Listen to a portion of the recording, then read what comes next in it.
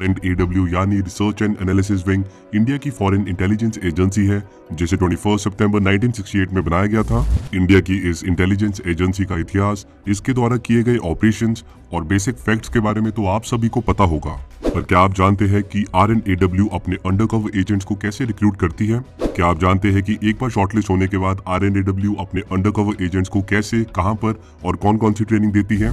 अगर नहीं तो आज की वीडियो आपके लिए काफी इंफॉर्मेटिव होने वाली है, क्योंकि आज की वीडियो में हम RNAW के रिक्रूटमेंट और ट्रेनिंग करिकुलम को डिकोड करेंगे। तो स्टार्ट करते हैं RNAW के रिक्रूटमेंट प्रोसेस से।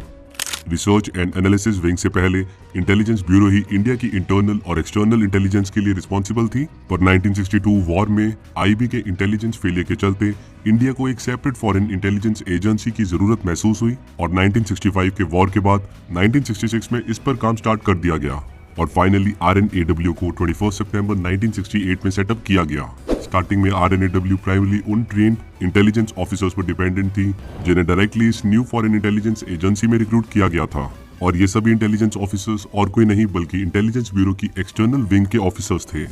जिसके बाद कैंडिडेट्स को mainly Indian armed forces, Indian police services और कुछ दूसरी सिविल सर्विसेज से रिक्रूट किया जाने लगा, और टाइम के साथ इस एजेंसी ने डायरेक्टली फ्रेश ग्रेजुएट्स को यूनिवर्सिटी से रिक्रूट करना स्टार्ट कर दिया।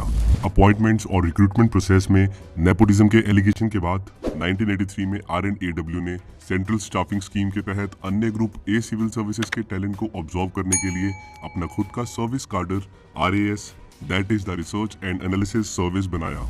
UPSC CSE के through directly selected class 1 executive level civil services officers का फाउंडेशन कोर्स मसूरी में मौजूद लवासना यानी Lal Bahadur Shastri national academy of administration में होता है। इस कोर्स के एंड में एक कैंपस इंटरव्यू कंडक्ट किया जाने लगा, जिसमें साइकोलॉजी टेस्ट और इंटरव्यू के बेसिस पर कैंडिडेट को 1 साल के लीन पीरियड के लिए एजेंसी में इंडल्ट किया जाता है। इस टाइम पीरियड में कैंडिडेट के पास अपनी पेरेंट सर्विस ज्वाइन करने का मौका होता है और वो जब चाहे तब RNAW को छोड़कर अपनी पेरेंट सर्विस रीज्वाइन कर सकता है, और इस 1 साल के बाद उन सभी कैंडिडेट्स को रिसर्च एंड एनालिसिस सर्विस में परमानेंटली ऑब्जॉर्व कर लिया जाता है। Delhi based security think tank institute for defence studies and analysis ने एक रिपोर्ट में बताया कि RNAW टेल एंड सिंड्रोम से सफर कर रहा है, जहां पर UPSC एंट्रेंस एग्जामिनेशन क्लियर करने वाले कैंडिडेट्स की लिस्ट में पीछे आए कैंडिडेट्स को ये जॉब ऑफर हो रही है। दरअसल इस डायरेक्ट रिक्रूटमेंट के अलावा RNAW में आर्म्ड फोर्सेस और group A civil services officers को लेटरल डेपुटेशन के थ्रू भी रिक्रूट किया जाता है। सिविल और डिफेंस सर्विस ऑफिसर्स परमानेंटली अपनी सर्विस से रिजाइन करके RAS ज्वाइन करते हैं, पर हाँ, रिपोर्ट्स के अकॉर्डिंग ऑफिसर अगर चाहे तो एजेंसी में कुछ साल सर्व करने के बाद अपनी पेरेंट सर्विस ज्वाइन कर सकता है।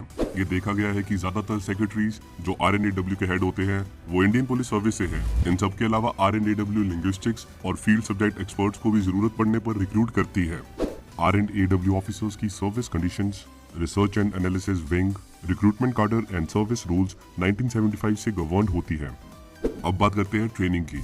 एक बार कैंडिडेट्स को सक्सेसफुली एजेंसी में रिक्रूट करने के बाद उन्हें प्रॉपर ट्रेनिंग दी जाती है।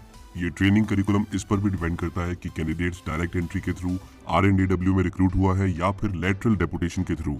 ट्रेनिंग भी डिफरेंट फेजेस में कंडक्ट की जाती है।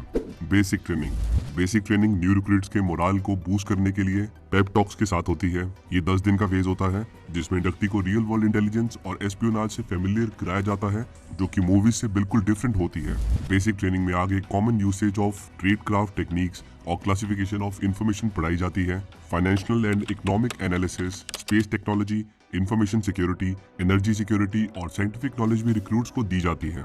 रिक्रूट्स को फॉरेन लैंग्वेज में स्पेशलाइज किया जाता है और साथ ही जियो स्ट्रेटेजिक एनालिसिस से भी इंट्रोड्यूस करवाया जाता है। बेसिक ट्रेनिंग के दौरान CIA, KGB, ISI, मोसाद और M16 जैसे दूसरी कंट्रीज की इंटेलिजेंस एजेंसीज की केस स्टडीज भी प्रेजेंट की जाती है।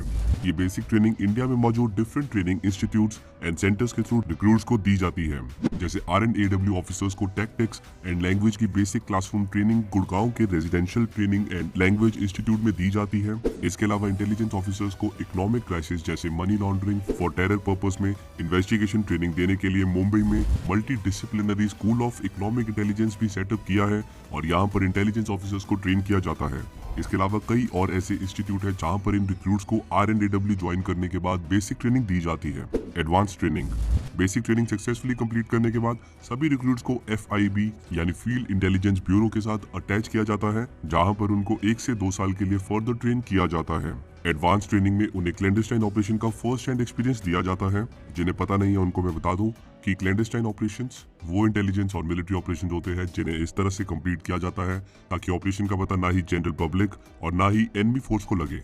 इसके अलावा रियलिस्टिक कंडीशंस में नाइट एक्सरसाइजेस के दौरान इन्फिल्ट्रेशन और एक्सफिल्ट्रेशन टेक्निक्स, एनिमी टेरिटरी में पकड़े जाने से कैसे बचना है और अगर पकड़े गए तो इंटेरोगेशन कैसे फेस करना है, ये सभी स्किल्स सिखाई जाती है। किसी भी इंटेलिजेंस ऑफिसर के लिए art of reconnoitre and contact making सबसे इंपॉर्टेंट स्किल्स में से एक है, क्योंकि जितना स्ट्रॉन्ग नेटवर्क एक field agent over a period of time develop करेगा उतनी ही जल्दी और एक्यूरेट इन्फॉर्मेशन वो आगे पास ऑन कर सकेगा।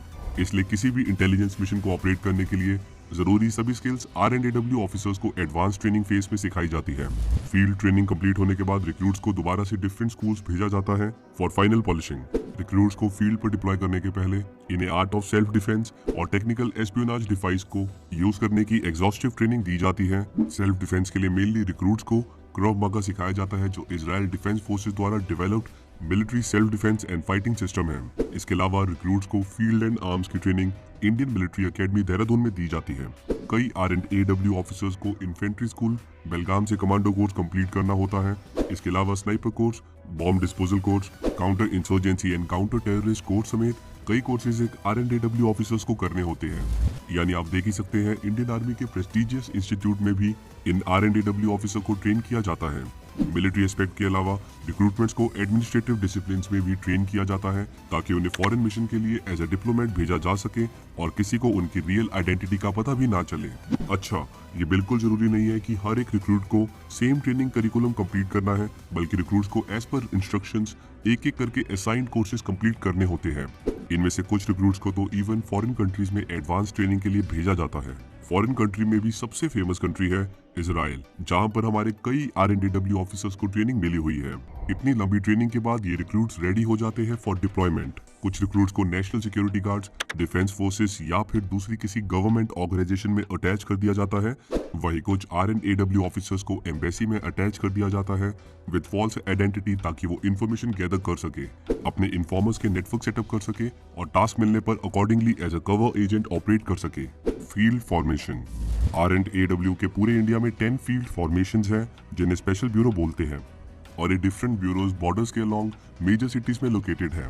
जैसे नॉर्दर्न जोन के हेडक्वार्टर्स जम्मू में है, जिसे एडिशनल सेक्रेटरी रैंक ऑफिसर द्वारा हेड किया जाता है। Similarly eastern zone, south western zone और नॉर्थ ईस्टर्न जोन को जॉइंट सेक्रेटरी द्वारा हेड किया जाता है और इनके हेडक्वार्टर रिस्पेक्टिवली कोलकाता, मुंबई और शिलोंग में बेस्ड है। साउदर्न जोन और सेंट्रल जोन के हेडक्वार्टर रिस्पेक्टिवली चेन्नई और लखनऊ में बेस्ड है और इनको डायरेक्टर द्वारा हेड किया जाता है। और लास्ट में आता है वेस्टर्न जोन, जिसका हेडक्वार्टर जोधपुर में मौजूद है और इसको डेप्यूटी सेक्रेटरी द्वारा हेड किया जाता है। RNAW अब्रॉड ऑफिसर्स की स्ट्रेंथ लिमिटेड है, पर फिर भी ये फुली कैपेबल होते हैं for the collection of military, economic, scientific and political intelligence. किसी भी कंट्री का कवर एजेंट एक डबल एज स्वॉर्ड होता है।